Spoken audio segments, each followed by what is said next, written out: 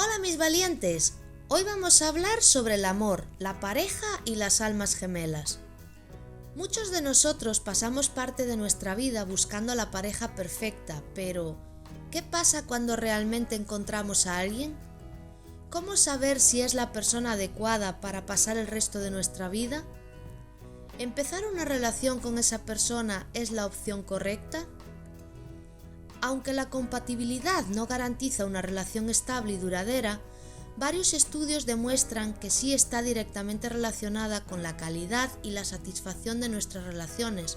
Por lo tanto, cuanto más compatible seas con tu pareja, más feliz serás con ella.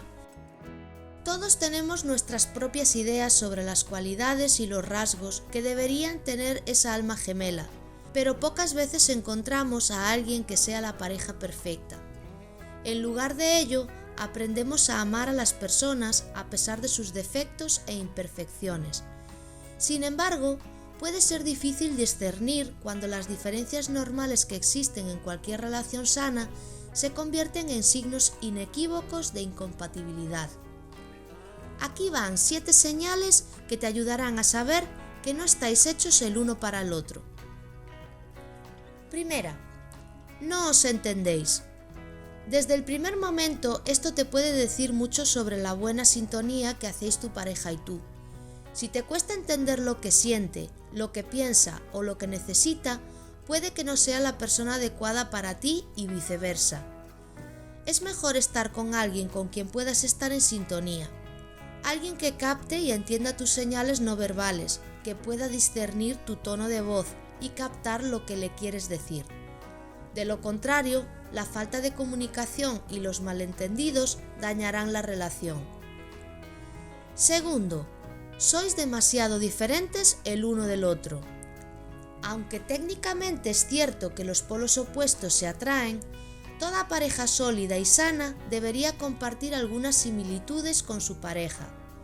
No quiere decir que les tenga que gustar la misma música, la misma película o compartir las mismas aficiones. De hecho, puede ser incluso refrescante tener una relación con alguien radicalmente diferente a uno mismo. Pero lamentablemente, la emoción no dura para siempre. Si las similitudes son muy escasas o inexistentes, una vez que el efecto de novedad desaparece, ambos quedarán con alguien que no comparte el mismo humor, intereses, valores, ideales o principios, por lo que será muy difícil relacionarse de manera significativa. Tercero, en vez de crecer y aprender juntos, intentáis cambiar al otro. El sentido de cualquier relación fuerte y saludable es tener una pareja que te dé el impulso y la motivación para cambiar a mejor. Eso es lo ideal. Pero debe ser algo que quieras para ti, tu idea, no la suya. Aunque tu pareja muestre irritación o insatisfacción con tu yo actual, no es sostenible ni eficaz forzar un cambio únicamente porque tu pareja lo quiera y tú no. Y esto es válido para muchas cosas, ya sea la forma de vestir, de hablar o con quienes son tus amigos.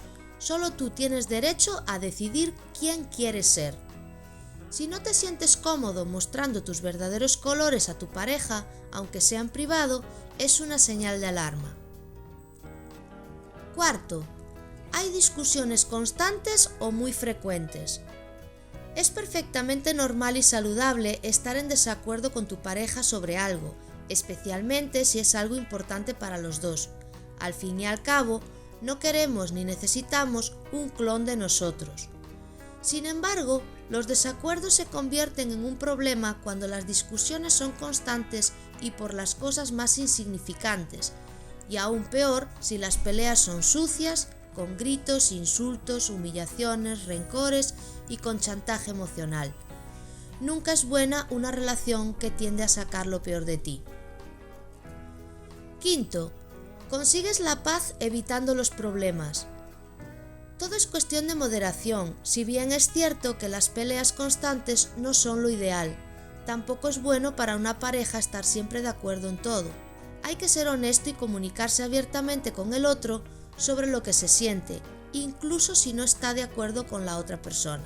Fingir constantemente que todo está bien o acceder ciegamente a los deseos de la otra persona no hace que la relación sea más fuerte y puede, de hecho, dar lugar a una explosión catastrófica más adelante.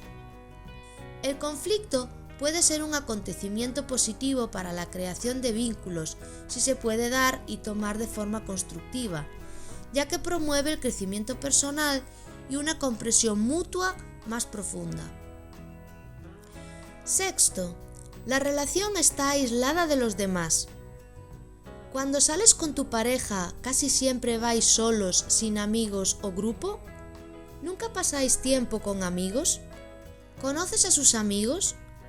¿Sigue siendo su familia un grupo de personas misteriosas que nunca te han presentado a pesar de que ya lleváis algún tiempo juntos? Si has respondido afirmativamente a alguna de estas preguntas, podría haber un problema. Es importante pasar tiempo con los seres queridos de tu pareja y conocerlos mejor. Las parejas que se esfuerzan por acercarse a las personas importantes en la vida de su pareja suelen tener relaciones más largas y felices. Séptimo, no existe atracción. Aunque todo parezca perfecto, si no hay romance o química, simplemente no va a funcionar.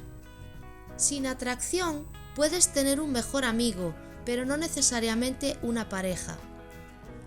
Robert Sternberg, en su teoría triangular del amor, afirma que aunque la intimidad y el compromiso estén presentes, si no hay pasión, el amor solo será platónico, como el que comparten tus amigos y tu familia.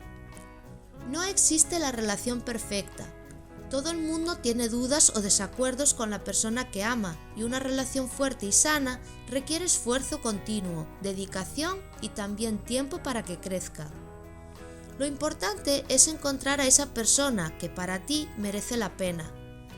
Las primeras impresiones no sellan tu destino. Aprender a conocer y reconocer la compatibilidad frente a la incompatibilidad te ahorrará muchos disgustos y posiblemente evitará cicatrices más graves, así que tómate el tiempo necesario para evaluar tu relación teniendo en cuenta estos puntos clave y piensa con total honestidad: ¿es mi pareja la adecuada para mí? ¿Y tú, ya encontraste a tu pareja adecuada? Danos tu opinión en los comentarios y no olvides suscribirte para recibir más contenido de psicología. Y esto es todo por hoy. Nos vemos en el próximo vídeo.